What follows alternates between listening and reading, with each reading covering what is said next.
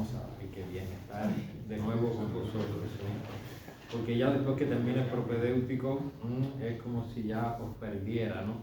Pero aunque no es así, siempre lo he dicho, pero siempre he hecho de menos, ¿no? Y cada propedéutico tiene su cosa, cada grupo tiene su propia historia, ¿no? Y su característica, y me encanta también recordar todo eso. Bueno, pues vamos a comenzar. Y ustedes saben que yo siempre comienzo todo poniéndolo en las manos del Espíritu Santo. Por eso decimos, en el nombre del Padre, del Hijo y del Espíritu Santo. Amén. Ven, Espíritu Santo, llena los corazones de tus fieles y enciende en ellos el fuego de tu amor. Envía tu Espíritu Creador y renueva la faz de la tierra. Oh Dios, que has iluminado los corazones de tus hijos con la luz del Espíritu Santo, haznos dóciles a sus inspiraciones para gustar siempre el bien y gozar de su consuelo. Por Cristo nuestro Señor. Amén. Amén. En el nombre del Padre, del Hijo y del Espíritu Santo. Amén. Bueno, pues ya está. Entonces ahora uno se relaja y que el Espíritu Santo haga lo que quiera hacer.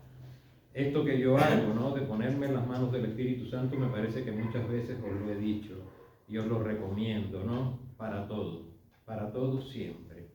Dense cuenta que, bueno, vamos a hablar hoy de las exequias. Una de las cosas que hago es en las salas del tanatorio, voy a dar los responsos, ¿no? Y entonces, claro, ya llevo 13 años en esto, con lo cual tengo una batería de cosas que decir en cada circunstancia, más o menos, generalmente digo siempre lo mismo cada vez que voy, pero antes de entrar en cada sala yo me pongo en manos del Espíritu Santo, aunque vaya a decir lo mismo, aunque me lo sepa de memoria. ¿Por qué? Porque es Él quien lo tiene que hacer, no yo. Aunque he sido yo quien he preparado, ¿no?, esa pequeña homilía que hago y todo eso, no tiene que ser el Espíritu Santo. El Espíritu Santo es quien garantiza esa unción, ¿no? Esa presencia de Dios que uno tiene que llevar, esa presencia de la iglesia que uno tiene que llevar cuando uno realiza este ministerio. Y bueno, esto que me toca a mí, ¿no? Lo hago con los sentimientos a flor de piel. Miren que hablar de migraciones a uno que ha migrado, a uno que está aquí desde hace 41 años y no solamente me veía a mí, ¿no? Veía a Omar, a Eric y a Miguel Ángel, o sea, 3 cubanos aquí. Y yo, claro, pensaba cuando yo oía, luego esta muchacha guatemalteca, pues mi cuñada es guatemalteca también, o sea, todo estaba muy así y todo esto me recordaba, ¿no?, los momentos que hemos vivido cada uno, ¿no?, en el momento de emigrar. Decía la cifra que nos daban, ¿no?, según el ACNUR, era de 100 millones de migrantes en el mundo, ¿no? Y yo decía, bueno, ellos han contado su historia. Detrás de cada uno de esos 100 millones que han mencionado en las estadísticas, hay toda una historia. Y entonces, y así nos ha pasado también a los 4 cubanos que estamos aquí, ¿no? Bueno, y tenemos también, hay un ecuatoriano, está Guido, y también Juan Carlos Guillén, es decir, que tenemos aquí un poco de América Latina presente. Bueno, pues entonces, ¿qué me ha tocado? Pues nada, siempre cuando hacemos esta parte, ¿no?, de los días de formación, la parte del diácono siempre viene siendo como la parte testimonial de lo que se ha dicho en la primera parte, ¿no? Entonces, bueno, ya yo venía preparado para hablar del testimonio, de lo que yo hago, en las exequias, ¿no?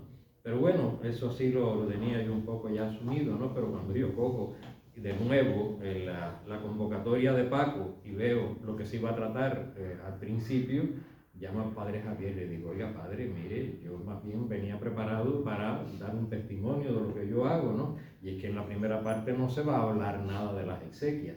Y entonces él me dijo, bueno, sí, lo hemos tenido que hacer, bueno, hemos tenido que fundir un poco los temas y eso, bueno, tú haz lo que tú puedas. Y entonces, claro, he querido entonces por ese motivo no solamente hablar de lo que yo hago, sino hablar también un poco aquí de las exequias. Me vais a perdonar si yo repito algo, ¿no? Cuando uno lleva tanto tiempo hablando, corre ese riesgo, ¿no?, de repetir cosas, ¿no? Pero bueno, lo doy no me lo tengáis en cuenta y ya está, ¿no?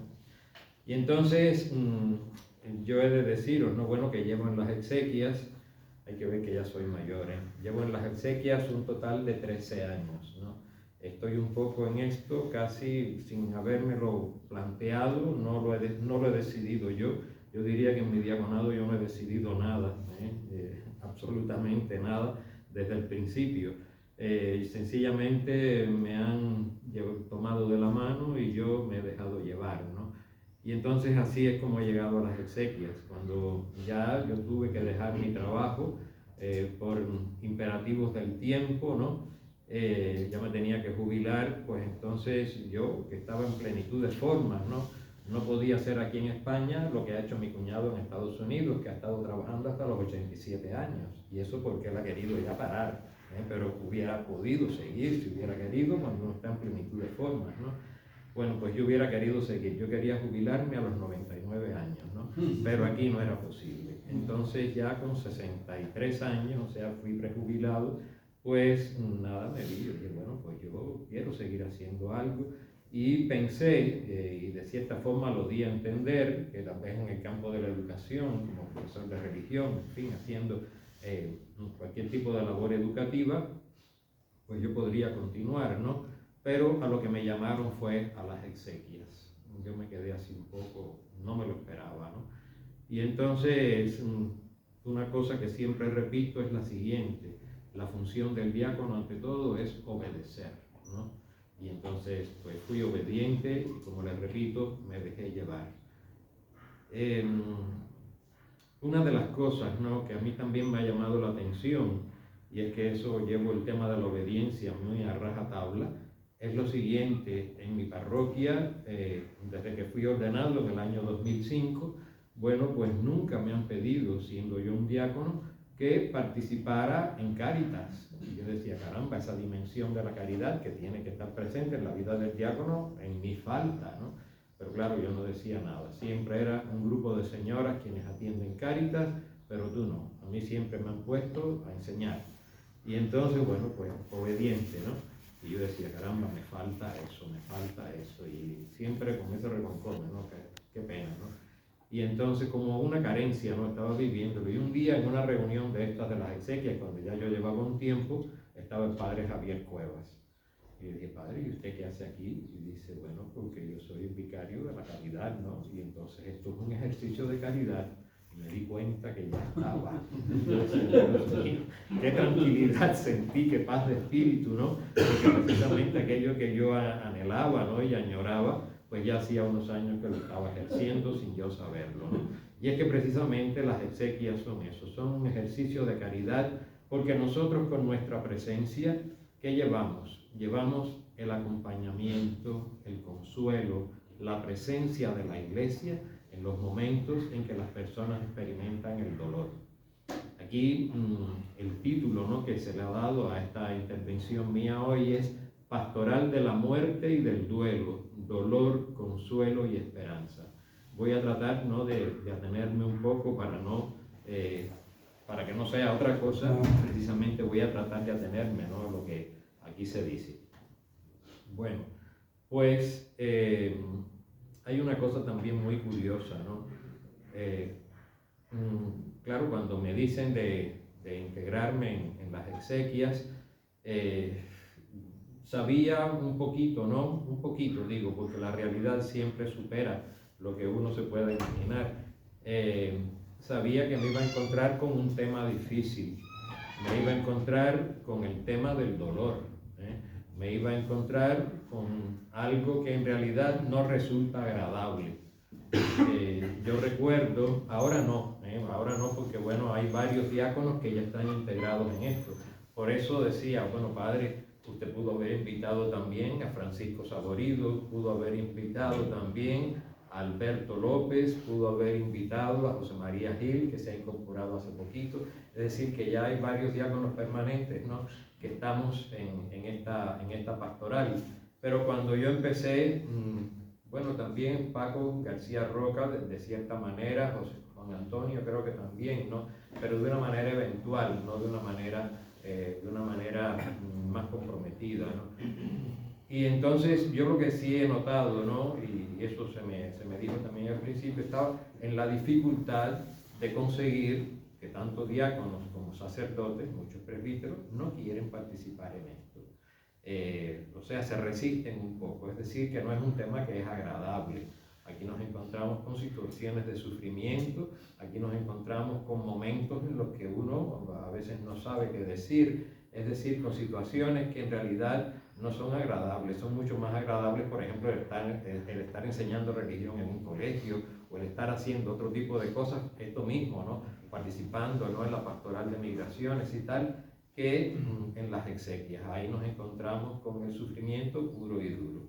Y entonces esto es algo que no es agradable. Recuerdo que había un compañero mío a quien yo traté, ¿no?, de incorporarlo también, y él me hacía muchas preguntas, ¿no?, de qué era lo que yo me encontraba allí, y qué sé yo, pero yo notaba que sobre todo la mujer era la que no quería que participara, porque decía que eso le iba a hacer mucho daño. Es decir, como quiera que sea, una situación de sufrimiento te afecta, ¿no? Siempre es algo que, y a mí particularmente, a veces el padre José Luis, ¿no?, que es el que coordina, ¿no?, todo nuestro actuar allí, él me decía, hablando, no te metas tanto porque te vas a quemar.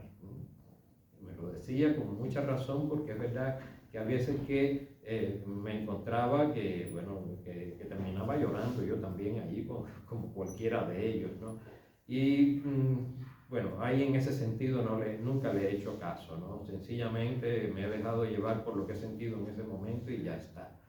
Pero hay una realidad, después tú sales de allí, tú sales a otra realidad, y entonces eso, si tú vienes a ver, en realidad no te afecta tanto, ¿sí? Mantienes un poco el recuerdo de aquello, pero en realidad tú sales de allí y entonces, bueno, ya continúas con otras preocupaciones y cosas que también tienes. Entonces, vamos allá. ¿Qué son las exequias? Yo he tomado, ¿no?, precisamente por lo menos para seguir un orden, porque como ya os he dicho, ¿no?, pensaba yo que todo esto iba a ser un poco más bien testimonial, y lo que yo hago allí en las exequias, ¿no? Por eso, para situarnos un poquito en qué es lo que vamos a tratar, por eso he cogido estos puntos del catecismo que hablan precisamente de qué son las exequias. Son los puntos del 1680 al 1690. Si tenéis tiempo en vuestras casas, pues darles un repaso. Y entonces, bueno, pues estos puntos, ¿no?, comienzan explicándonos un poco de qué son las exequias. Aquí precisamente nos encontramos, ¿no?, en esos primeros puntos, nos encontramos con lo siguiente. La Iglesia, pues, ¿qué es lo que hace a lo largo de nuestra vida? Pues prepararnos precisamente para este momento. Es decir, la Iglesia lo que intenta es con todo lo que hace, ¿no?, en nosotros, bien mediante la vida sacramental, en fin, en todo lo que ella se ocupa de nosotros, lo que intenta es que cuando llegue ese momento, el encuentro con Dios no resulte el encuentro con un desconocido. Todo lo que la Iglesia nos enseña, todo lo que la Iglesia pone en práctica, es para que nosotros aprendamos a llamar a Dios Padre, a sentirlo como tal, y bueno, pues el éxito de todo ello está en que cuando llegue ese momento, pues nosotros en paz nos arrojemos a los brazos del Padre. Entonces, aquí el punto 1681 viene diciendo que el momento de la muerte, ¿no?, constituye precisamente la última Pascua del cristiano. Es el paso que nosotros damos de esta vida a la vida eterna para la cual nosotros hemos sido creados. Bueno, pues, ¿qué sucede aquí? Bueno, pues la Iglesia, nosotros estamos, como decía Monseñor Munilla, ¿no?, en esas catequesis que él daba en Radio María, precisamente cuando hablaba de estos puntos, él decía, la Iglesia nos tiene a nosotros en su seno, como nos tiene a nosotros nuestra madre cuando nosotros, en el momento antes de nacer. Es decir, ahí, mediante el cordón umbilical, nosotros somos alimentados por nuestra madre. La Iglesia, pues, nos alimenta a nosotros mediante la economía sacramental. Los sacramentos constituyen para nosotros esa experiencia de encuentro, de conocimiento, de vivencia de Dios. Pero cuando nosotros morimos, pues ahí el cordón umbilical ese se corta, es decir, ahí termina nuestra economía sacramental. Y entonces comienza, bueno, pues la relación con Dios de una manera directa, comienza otra cosa. Quiere esto decir que no han de considerarse precisamente las exequias como parte de la economía sacramental. Los sacramentos terminan ya cuando nosotros dejamos de existir. Hay un sacramento que es el sacramento de la unción de los enfermos, ¿no? Muy vinculado a ese momento, en el que cuando existe la duda, ¿no? Bueno, pues se puede celebrar sus condiciones, es decir, bajo la condición de que esa persona en realidad, como no lo sabemos, si está enteramente muerta o no, bueno, pues se le puede administrar el sacramento, pero ya le digo, es una situación especial, ¿no? Digo esto porque nos puede suceder cuando estamos en las exequias que alguien que no haya podido, ¿no? Recibir la unción de los enfermos, pues que el familiar nos lo pida. Ya la persona muerta, ay mire, no hubo tiempo, qué sé yo, usted no podría. Recuerdo un compañero diácono que en una celebración de exequias de un niño, a ese niño no lo habían podido bautizar y querían que lo bautizase, ¿no? Entonces, ¿cómo explicar en un momento de dolor como ese? Miren, los sacramentos es para los vivos, no para los muertos, ¿no? Para los muertos lo que hay es otra cosa. Es decir, todo lo que una persona fallecida pueda recibir de la iglesia ya es por otro conducto, no es por el conducto sacramental, ¿no? Entonces, os digo esto por esas razones. Es decir, que las exequias no constituyen en sí un sacramento.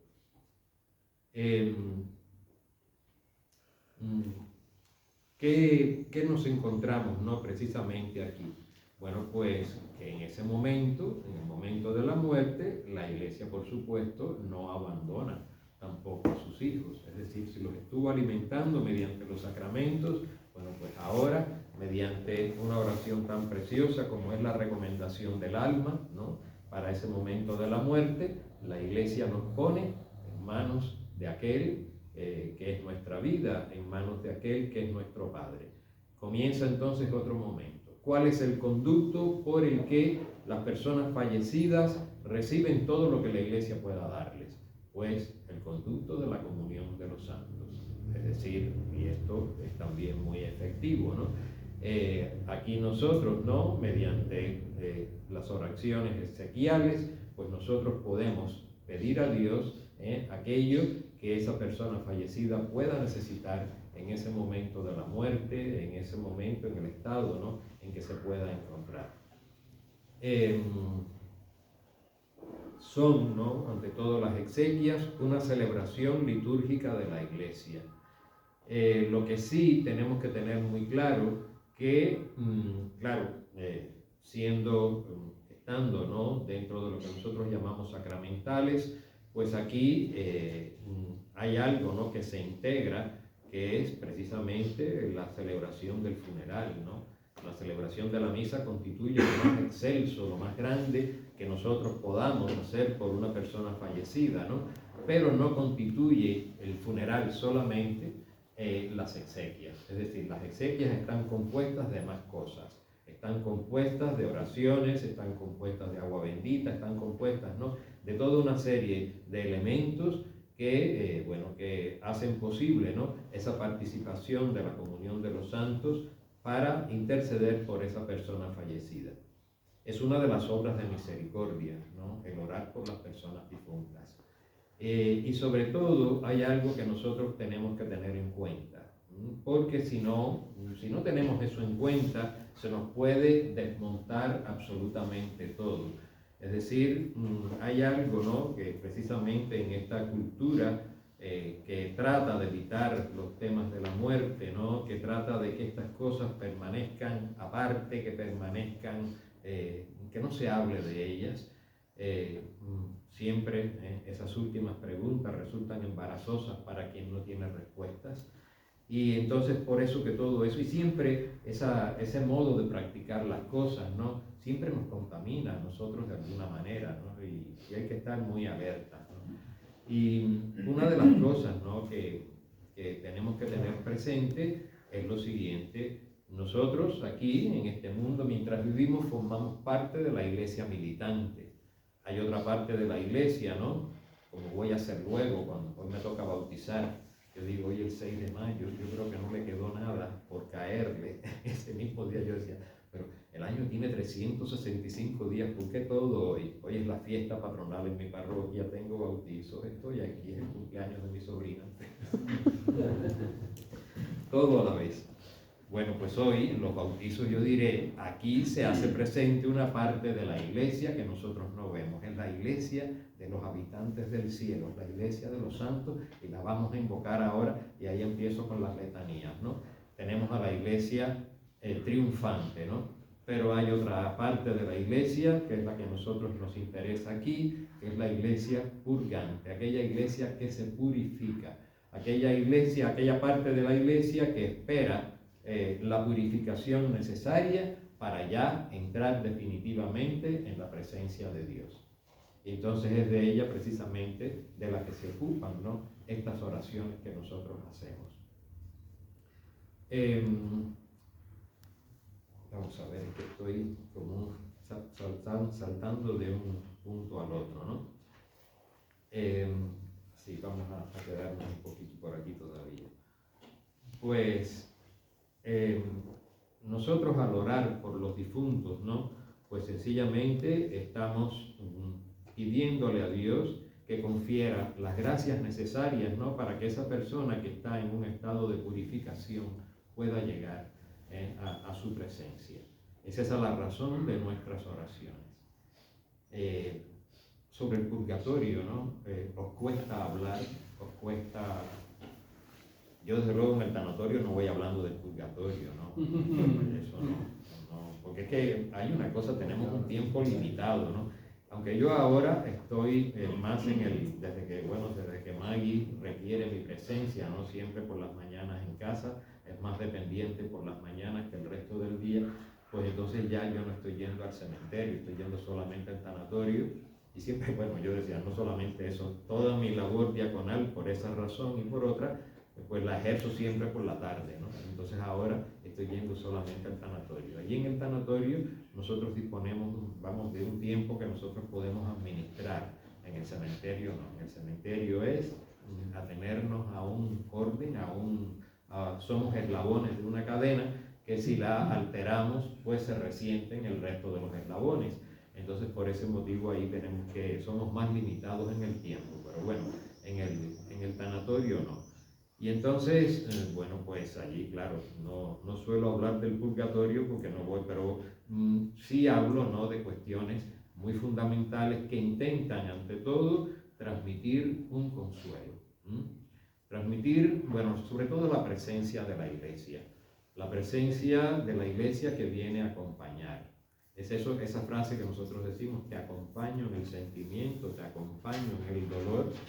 La iglesia eso lo hace efectivo, lo hace realidad, orando por los difuntos. No solamente diciendo una palabrita, sino orando por los difuntos. Entonces allí, bueno, pues vamos a llevar ese consuelo. Voy ya a lo práctico, bueno, sí, una cosa y otra.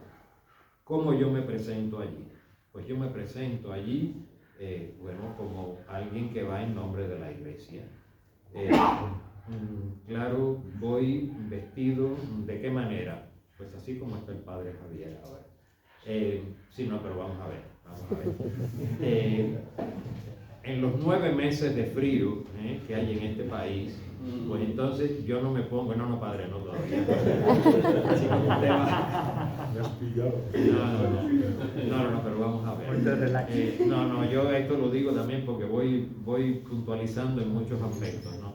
Yo recuerdo, bueno, en los primeros tiempos de mi vida diaconal, ¿no?, yo sabía que habían pastores que no les gustaba que los diáconos permanentes llevásemos el alzacuello, ¿no?, llevásemos eso. Entonces, ¿qué yo hacía? A mí no me gusta ir provocando por este mundo.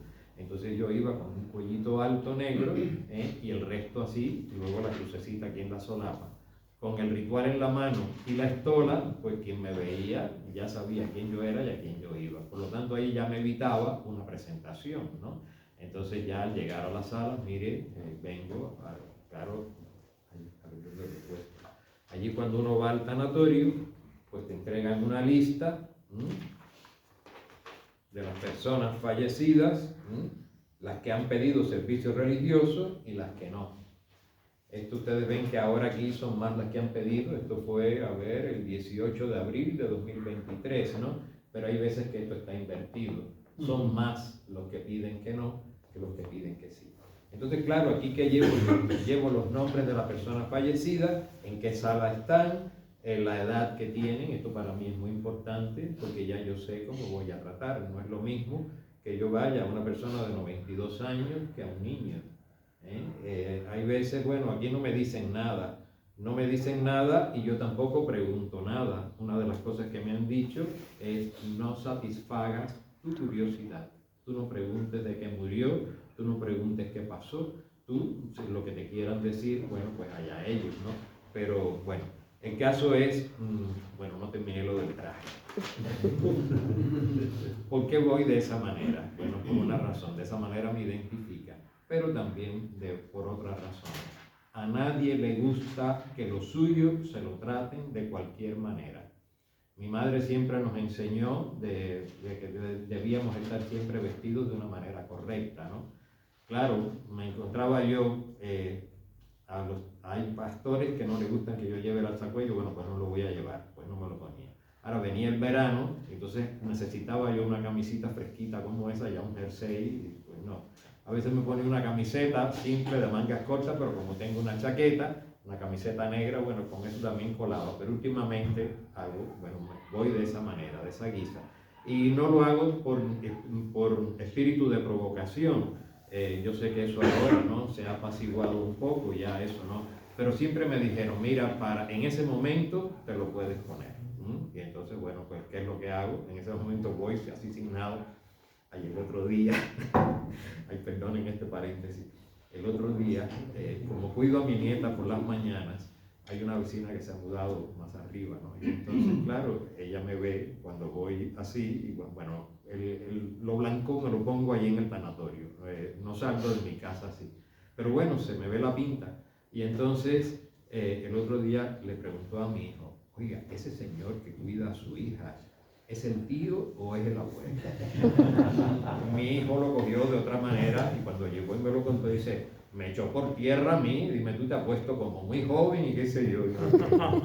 Eso viene de otra manera, porque si soy el abuelo, si soy el abuelo es una cosa y eso ya les confunde, ¿no? Entonces, nada, mi mujer me dice: tú tienes que explicar, hombre, porque vas en realidad a confundir. Si soy el tío pasa, es posible, ¿no? Pero si no puede ser el abuelo. Bueno, pues entonces, de esa manera, a nadie le gusta que los suyos se lo traten de cualquier manera. Es una forma también de respeto a las personas que están en una situación muy delicada. Recuerden que en esos momentos los sentimientos, las sensibilidades, ¿no?, están ahí a flor de piel y nosotros tenemos que tener mucho cuidado con eso. Cuando estoy en el cementerio me da lo mismo. Ahí estoy, bueno, una vez estaba yo con los vaqueros y una camiseta, porque arriba me pongo el alba, ¿no? Y como estoy con el alba allí todo el tiempo, bueno, pues no pasa nada. Un día el padre José Luis me llama y me dice: oye, mira, he visto que tienes ahí un espacio entre un servicio y otro, ha fallado el del tanatorio, que estaba muy cerca, puedes ir a dar un responso allí. Yo le dije: ay, padre, yo no puedo, no estoy presentable para eso.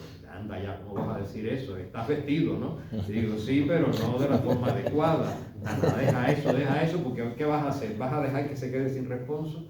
Entonces, nada, tuve que ir así mismo con el vaquero y la camiseta, iba así feliz, más o menos como.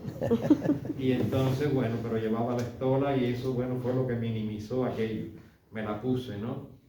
Un día nos dijeron, ahora que digo lo de la estola, que nosotros no tenemos que ponernos la estola.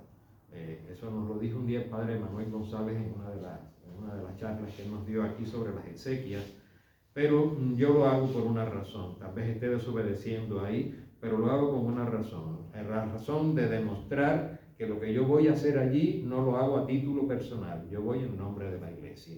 Y me parece que la estola es lo más representativo, ¿no? de la presencia de la iglesia allí. Bueno, pues eso fue lo que hice, fui de esa manera. No tenía zapatillas deportivas, eso no, pero vamos, casi. Y entonces me sentí muy mal, créanme, porque en realidad, les repito, siempre ir de una forma correcta y de esa manera, pues es respetar, ¿no?, a las personas. Bueno, pues, ¿qué nos encontramos allí? Ya sabemos que cuando nosotros trabajamos con personas, nos podemos encontrar con lo imaginable y con lo inimaginable. Es decir, situaciones de todo tipo, situaciones, vamos, que en realidad muchas veces no sabemos, ¿no?, de qué manera afrontarlas, pero bueno, afortunadamente no son las más abundantes, ¿no? Una cosa que quería deciros es la siguiente. Cuando me invitaron a participar en las exequias y yo dije que sí, para mí esto fue como la devolución de lo que de lo que yo estaba perdiendo, ¿no? Al dejar mi trabajo. Una de las cosas que más me dolía era precisamente al dejar mi trabajo, era el vínculo con la gente, con mis compañeros de trabajo. Mi presencia allí era la presencia de la iglesia allí también, es decir, yo estaba, como nos dice el Papa Francisco, en esa línea, ¿no?, en las periferias, en esa línea donde tú haces presente a la iglesia, donde tú puedes aclarar dudas, donde tú puedes, ¿no?, seguir catequizando de una manera. Y entonces, claro, todo eso lo perdía con mi trabajo. Bueno, pues sentí que el Señor me devolvía eso con creces cuando yo empecé en las exequias. Porque ¿qué pasaba aquí? Sobre todo eso lo sentía cuando yo estaba en la capilla del cementerio. Yo no iba a las periferias, eran las periferias las que venían a mí. Y ahí, claro, ¿qué se encuentra uno? Se encuentra, bueno, la persona creyente, la persona sufriente, pero también la persona que acompaña que no es creyente, a la que tú, tal vez, por única vez en ese año, le hablas del sentido de la vida, de la existencia de Dios, de la razón por la cual nosotros estamos en este mundo y de la razón por la cual nosotros oramos por esa persona fallecida. Es decir, que tenía ahí el abanico de catequesis abierto, ¿no?, delante de mí, ya les digo, las periferias viniendo a mí. Y entonces, claro, ahí te encuentras precisamente, bueno, pues la realidad actual. Te encuentras con que te encuentras muchas personas creyentes y otras personas que no lo son. Te encuentras y eso en un grado cada vez mayor, yo diría, ¿no? Te encuentras la indiferencia, te encuentras también el rechazo. Si me rechazaron a mí, decía el Señor, sabed también que a vosotros os vais a rechazar. No es el discípulo superior al maestro. Lo que hicieron conmigo, también lo harán con vosotros. Y eso también, de cierta manera, ¿no?, uno lo ha experimentado. No de una manera muy brusca, ¿no?, pero sí de una manera también perceptible, ¿no?, de una manera muy, muy visible.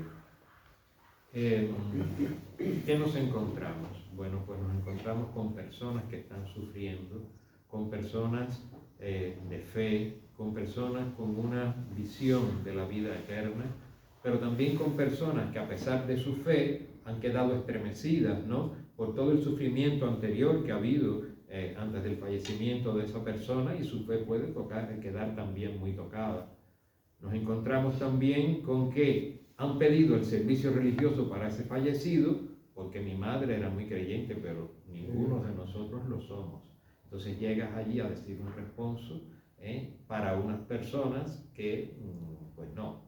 Entonces te encuentras, ¿no?, posibilidades muchas, donde tú puedes seguir hablando, ¿no?, del sentido de la vida eterna, puedes seguir hablando, ¿no?, de la razón por la que nosotros estamos en este mundo.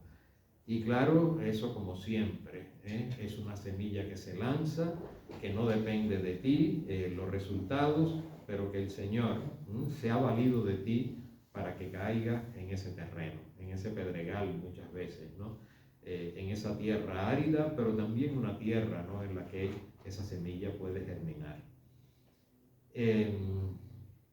Las razones por las que al principio, ¿no?, muchos compañeros míos se han resistido, pues es razón, bueno, el contacto con la muerte no es agradable, señores, no lo es. El contacto con el sufrimiento, bueno, pues te puede afectar a ti también. Y hay personas que también, lo he visto en algunos compañeros, han sentido como un poco de miedo, ¿no?, ante estas cosas.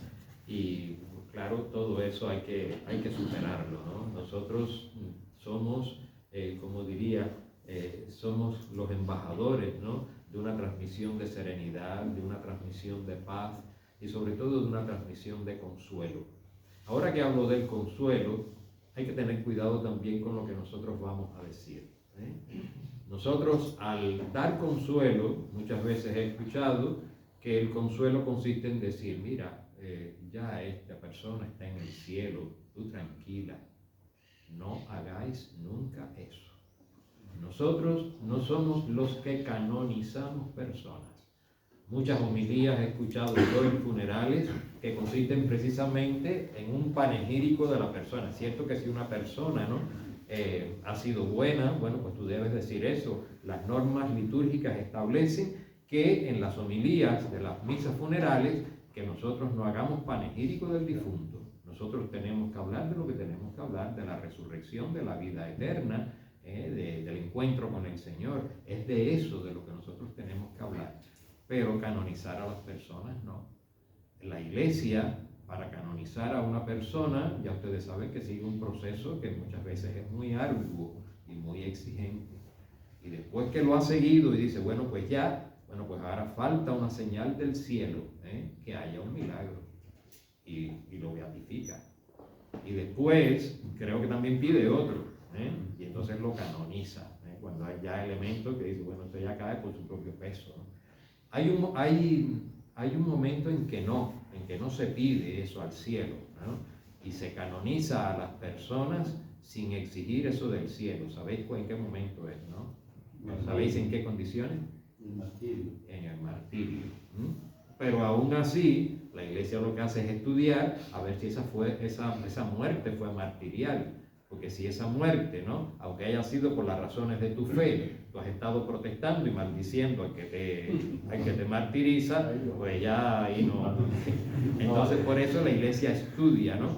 Pero en virtud de la promesa de Jesucristo, pues la Iglesia canoniza a los mártires sin pedir esa prueba del cielo, pero en el resto bien. Pero a nosotros no nos toca canonizar. A nosotros, bueno, nos toca hablar de la esperanza que el Señor nos abre, de sus promesas, en fin, de que para nosotros los cristianos, tenemos que entender que todo no se acaba ahí. Muchas veces lo digo yo en el sanatorio, sepan que esto no termina aquí. Ahora nosotros podemos relacionarnos con nuestros seres queridos orando por ellos, y lo más cercano que yo digo a esto del cielo es, y sepan una cosa, el cielo está lleno de personas que nos quieren y desde allí se ocupan de nosotros, y eso se llama comunión de los santos. Eso es lo más cercano que yo digo, pero no digo tu Padre está en el cielo, no, eso no me toca a mí decirlo. Sí, lo que nos toca a nosotros es orar para que esa persona, ¿no?, llegue precisamente a la presencia definitiva de Dios. Y eso precisamente es el estado del purgatorio. ¿Habéis leído alguna vez alguna definición del purgatorio? ¿Qué es el purgatorio? Yo recuerdo cuando yo era, ya eso después lo he dejado de ver, cuando yo era un niño, cuando yo era un adolescente, yo veía algunas estampas, ¿no?, que reflejaban el purgatorio, como así, como un terreno así, que había unas llamitas pequeñas, un fueguito pequeño, no era el fuego del infierno, ¿no?, entonces aquello era como muy gráfico, es decir, no es el sitio de la condenación, pero es un sitio de... ¿Habéis leído alguna vez algo sobre el purgatorio? ¿Qué es el purgatorio? ¿Sí o no? Sí. Si ustedes tuvieran que definirlo, ¿qué dirían? Me costaría. Sí. Te costaría. Sé que es un museo del purgatorio. Sí. Yo recomiendo, ¿no?, que quien quiera saber lo que es el purgatorio, pues que se lea la encíclica Spe Salvi de Benedicto XVI, donde ahí yo me he encontrado la definición más bella. Él, basándose en unas palabras de San Pablo, lo explica. Recuerdo una vez mi hermana catequista en su parroquia me llamó y me dijo, oye, yo estaba en mi trabajo, tengo que hablarle a los niños del purgatorio, ¿qué les digo? Yo digo, mira, lo tienes clarísimo, Benedicto XVI, Spe Salvi, tatará. Y entonces ella, está bien. Y entonces, bueno, terminó así la conversación y al cabo de un rato me llama y me dice, oye, ¿cómo tú crees que yo voy a decirle esto a los niños? Lo que tienes que hacer es poner eso mismo, ¿no?, a la altura de los niños. Eso y ya está. Pero la idea es esa. Entonces, quiero decir con esto, ¿no?, que no caigamos, ¿no?, en ese error tan frecuente que yo veo. Las normas litúrgicas dicen, nosotros tenemos que hablar de la vida eterna, de la resurrección de los muertos, de todo eso, y en caso, ¿no?, de que sea algo ejemplar, ¿no?, en la vida de esa persona, pues darlo, pero como una pincelada, un rasgo, ¿no? Y entonces eso yo trato de cumplirlo, ¿no?, a rajatabla. No estamos autorizados, no sabemos, ¿no?, en realidad qué es lo que pasa. Bueno, entonces, ¿qué es lo que hacemos? Bueno, aplicar nuestras oraciones intercediendo, ¿no?, por esa persona fallecida. Bueno, pero ¿qué pasa? Esa persona fallecida, como era tan buena, puede ser que no necesite eso. Pues no pasa nada, no se pierde nada. Dense cuenta que la Iglesia, cuando celebra, ¿no?, cuando hace celebraciones por los difuntos, esas celebraciones no son exclusivas, siempre se hace presente algún difunto más o se menciona. Acuérdate se habla, ¿no?, en general de las personas fallecidas y se menciona el nombre de esa persona por la que nosotros estamos orando, ¿no? Pero la Iglesia siempre ora por los difuntos en su conjunto. No sabemos si esa persona que nosotros hemos mencionado necesita esas oraciones o no. Por lo tanto, esas oraciones que nosotros hacemos por ella no se van a perder. Siempre son aplicables a aquellos que los necesitan, Por lo tanto, esa dimensión hemos de tenerla muy clara. A ver, paso de un punto a otro y no me acuerdo, bueno, pues qué más. Con respecto a bueno, aquí resulta muy claro. Nosotros los que vamos, por ejemplo, a una hora determinada, a mí, por ejemplo, aquí me tocaban, yo, por ejemplo, si voy por la tarde, tengo que hacer aquellos difuntos que salen para el cementerio a la mañana siguiente hasta las 12 del día.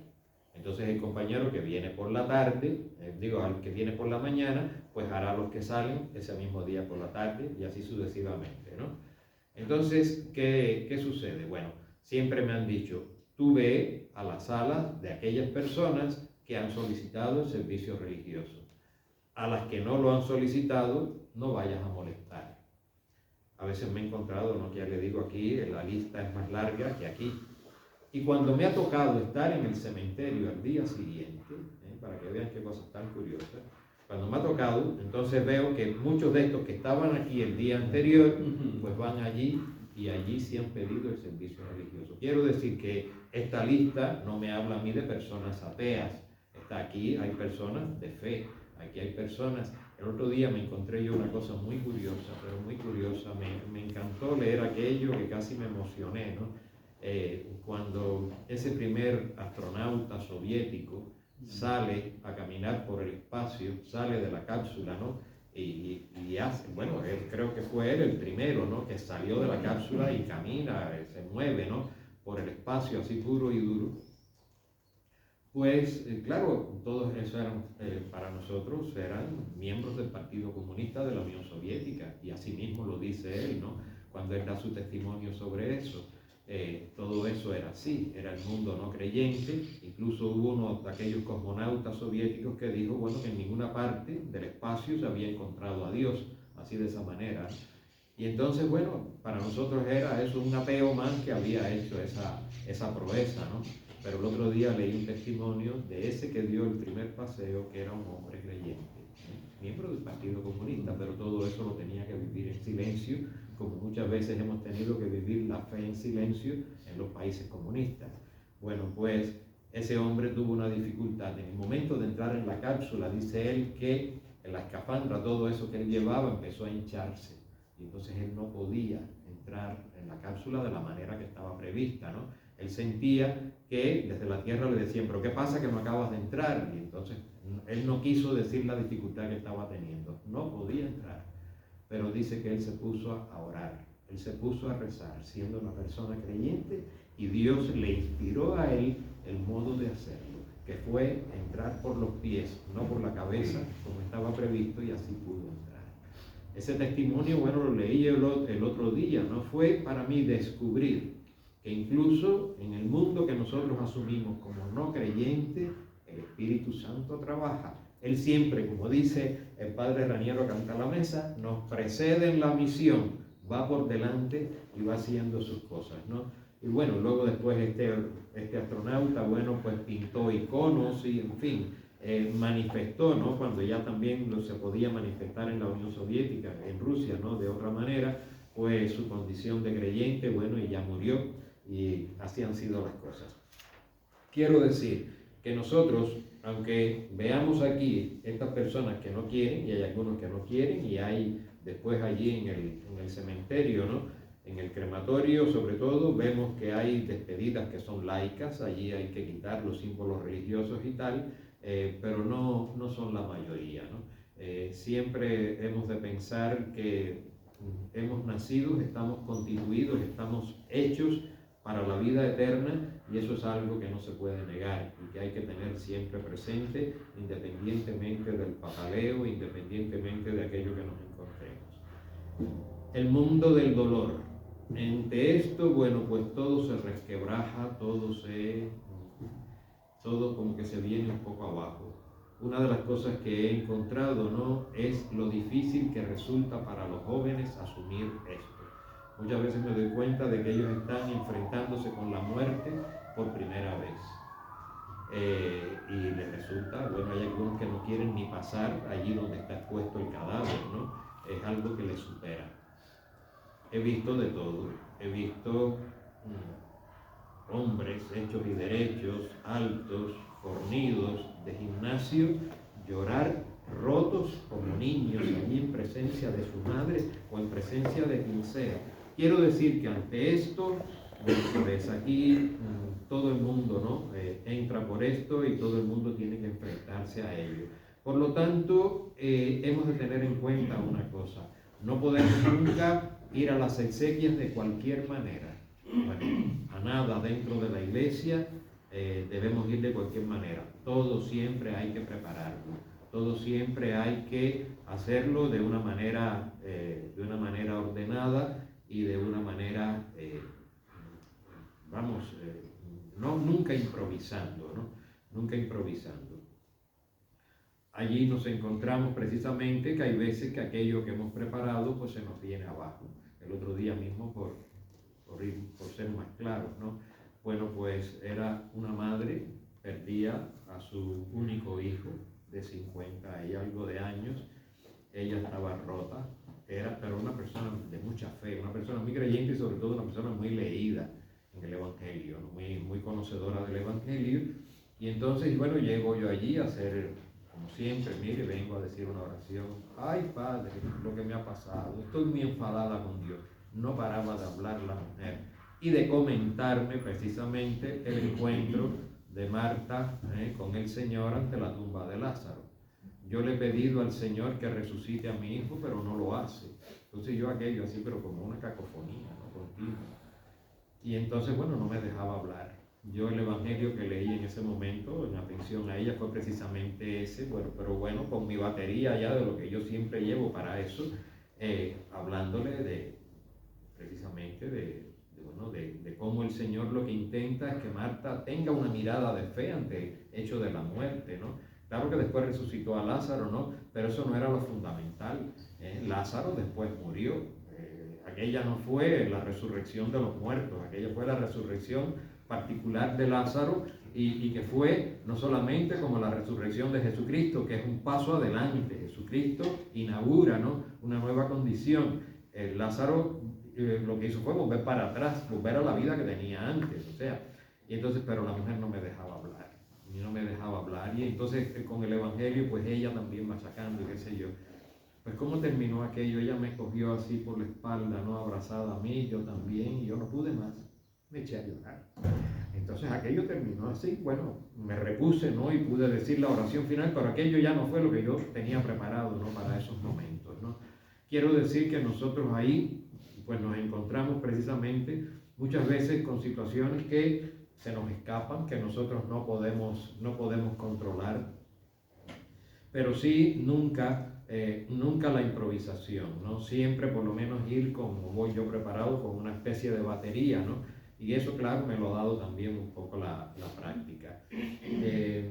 No sé, bueno, se me quedará algo seguramente porque he estado así saltando de un tema a otro y no sé si esto en realidad no les dice algo. Pero yo sí os animo a que en la medida de lo posible que vosotros participéis en esto. Yo les digo que es una experiencia enriquecedora donde no solamente, ¿no? Nosotros vamos a aportar consuelo, nosotros vamos a aportar esperanza, sino que en realidad muchas veces salimos enriquecidos, ¿no? Con lo que nos encontramos allí. Nos encontramos bien con el momento de la gente escéptica, de la gente que ha pedido aquello para su familiar porque él era creyente, pero nosotros no. Quiere decir que muchas veces lo que estamos haciendo, las respuestas nos las tenemos que dar nosotros mismos porque nadie nos responde. Hay veces que cuando yo llego, ¿no? Y entonces comienzo, ya en la primera respuesta, cuando yo veo que es de todo el mundo, a veces me emociono, yo digo, estoy aquí acompañado. Otras veces, pues no, te ves un poco solo en ese sentido, ¿no? Pero yo os animo, ¿no? A que vosotros participéis en la medida de lo posible de esta experiencia, si os viene al caso, y que nunca digáis que no. Es en realidad gratificante y vale la pena. Padre, ¿se me queda algo? No. Son las 12:05. Preguntas. Orlando, que he oído decir que algunos familiares a veces se piensan que las oraciones en la ESICA que hay que pagar o algo así. Y Bueno, sí, bueno, ¿Me dejas responder? ¿Eh? ¿Me dejas responder? Sí. Todo como en la sociedad en la que vivimos está traspasado por la economía. Es decir, que en este momento uno de los negocios son las exequias. Entonces, estamos haciendo un esfuerzo por que distinga lo que es el alquiler de los locales. A mí en el último diálogo tenso, mire, nosotros hemos invertido un dinero en hacer este edificio y esta capilla y tienen unos gastos, la limpieza, la luz. Por tanto, nosotros somos una empresa, no somos una iglesia. Entonces, pues distingan ustedes. Y poco a poco vamos haciendo que cuando la familia que pide usar la capilla, pues que diga, esto es por el alquiler del local y esto, si se quiere, por los servicios religiosos, ¿no? Para evitar esta confusión, ¿no? Pero la gente está nerviosa en ese momento porque ahora todo es privado, o sea que eso es lo que no nos entra aquí, ¿eh? O sea, no es, incluso el ayuntamiento está organizado por una llamada empresa mixta, que partes del ayuntamiento, partes de inversores privados, con los cuales esos señores invierten un capital para tener unos beneficios, ¿no? Entonces yo creo que tenemos que hacer un esfuerzo. Segundo, los que están allí reciben el dinero que las familias han solicitado. Los que están en la parte baja de la lista, o sea, no les cobran, si les cobran por otras razones, pero no por la misa o por... Y es una desgracia, ¿no? Que también la muerte es un negocio, y un negocio muy próspero. Prueba de ello que en poco tiempo están creciendo los sanatorios privados, los crematorios privados, los cementerios privados. Y mucha gente que le gusta, como todos, quedar bien con su familia, busca un sitio privado elegante, tiene que pagarlo. O sea que, y entonces dicen, "No, me han cobrado por el entierro de mi padre 3.000 euros. Y digo, "No, pues es porque tú lo has elegido. Si tú vas a la seguridad social, ya has pagado con tu... Pero si vas a un médico privado, tienes que pagar al médico privado". Pero es triste y es un signo también de la sociedad en la que vemos y de la importancia de lo que nos ha estado contando Rolando, que es Orlando, que es que nuestra presencia allí no puede confundirse en ningún momento con un negocio, o sea, con una participación en ese negocio. Un negocio que va a crecer, porque otra cosa no, pero difuntos en nuestra sociedad, mayores, eso, por muchas pastillas que tomemos, al final todos vamos a tener que pasar por esa experiencia, pero que es muy difícil, ¿no? Que la gente distinga eso, lo que es alquilar un local, porque en definitiva es eso, y pagar al cura. El cura siempre tiene unas retribuciones muy casi vergonzosas, ¿no? por estar allí ese rato. Tú lo sabes bien, que es una cantidad, que es un estipendio que está fijado por el obispado, pero que en ningún momento nadie puede decir que sea para la Iglesia un negocio, ¿no? Pero también yo querría aportar algo que tú has dicho, pero no has subrayado mucho, que es que ahora no se muere nadie, porque todos se van. Todos se van. No sabemos dónde, porque se ha ido el abuelo, se ha ido este ministro, se ha ido. Pero bueno, o sea, ya desde el lenguaje ha desaparecido la muerte, se van, pero no dicen a dónde se van. Y a los niños, que son muy listos, a mí, por ejemplo, mis sobrinos, se ha ido el abuelo, ¿y dónde está? En una estrella. Está en aquella estrella. Y entonces se pasaban hasta que han sido mayores buscando al abuelo en la estrella. Pues no le vemos al abuelo en la estrella. Pero es una forma también de decir que, como tantas cosas y tantos valores de nuestra Constitución, porque por ahí pasamos todos, ¿no? Eso no es opcional, que dicen, no, yo no me voy a morir. Bueno, hay algunos que se han congelado, ¿no? Que se han congelado millonarios para...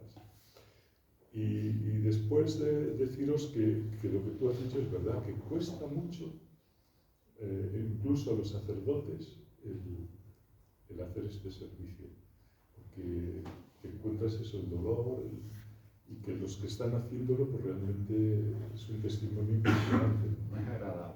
Pero es muy, evangélicamente es muy misionero. O sea, tú lo has dicho, los funerales, hay mucha gente que es la única vez que va a escuchar la palabra de Dios.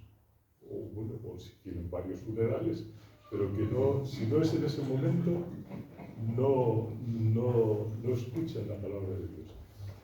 Y hay mucho la experiencia mía de ya un cura mayor es que les llega, que a mí se les llega, que lo escuchan y les sorprende en un sentido positivo.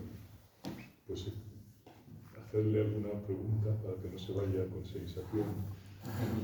Yo particularmente, hablando sobre ese tema de los estipendios y tal, yo siempre me he resistido. Bueno, allí en el cementerio, el padre José Luis me ha dicho, lo que te vayan a dar, tú sencillamente lo metes aquí en esto que vas para Caritas, ¿no?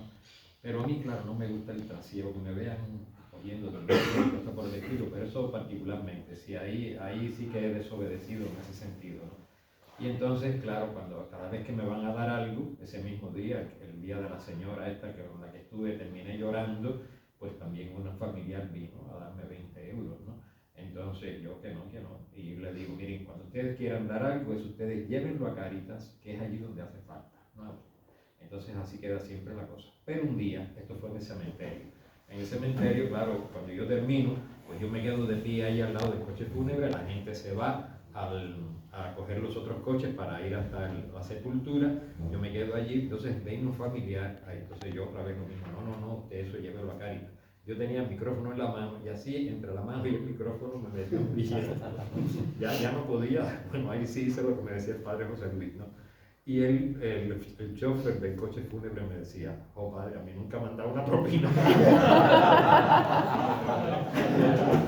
Yo digo que podéis encontrar con cada situación, ¿no?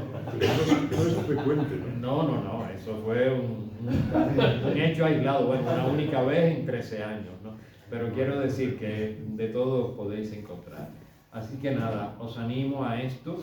Y yo quisiera seguir hablando, ¿no? Porque yo creo que se me quedan más cosas, ¿no? Pero bueno, hay que dejarlas también para otro momento. Sí, dime. Habías dicho, Orlando, una cosa de la que mencionaste que es importante, que muchas veces esta semilla de fe que se siembra, o sea, este testimonio que se da, esa catequesis que se da, esa palabra de Dios que se da, es la única que van a oír muchas personas. Y han habido en la realidad de Cuba, que es más difícil de la de aquí, pero que aquí vemos que cada vez se implanta más precisamente por el materialismo que reina, personas que oyeron una despedida de duelo, un acompañamiento, una oración en el cementerio y pocos meses después, aquella palabra caló en su corazón y no le corresponde a uno, es la cosecha de Dios, tú solamente siembras, las ves en la comunidad, integradas como parte de la comunidad y te dicen, he venido aquí porque el día que más desesperado me encontraba, porque murió mi cuñada o lo que fuera, que la vida que tuvimos fue una vida totalmente de calvario y la única palabra de consuelo la vi en el cementerio cuando estaban sus restos metiendo en la tierra y la ves después formando parte de la comunidad que vienen. Y eso me ha pasado, o sea, como catequista de una persona que te expresa eso, siendo ya adulta o lo que fuera, y es, como dices, sembrar, sembrar y sembrar. Es la semilla que cae en tierra firme o en piedra o entre espinos o lo que sea, ya el crecimiento. Por eso siempre hablo, ¿no? En esos momentos de la razón por la que rezamos, del sentido de la vida y de la resurrección de los muertos. Hay veces cuando yo veo los rostros, ¿no? Veo a veces hasta rostros de rechazo ante eso, pero bueno, esto es el querigma y esto es lo que tenemos que nosotros que anunciar. Punto. Así que nada, bueno, terminamos.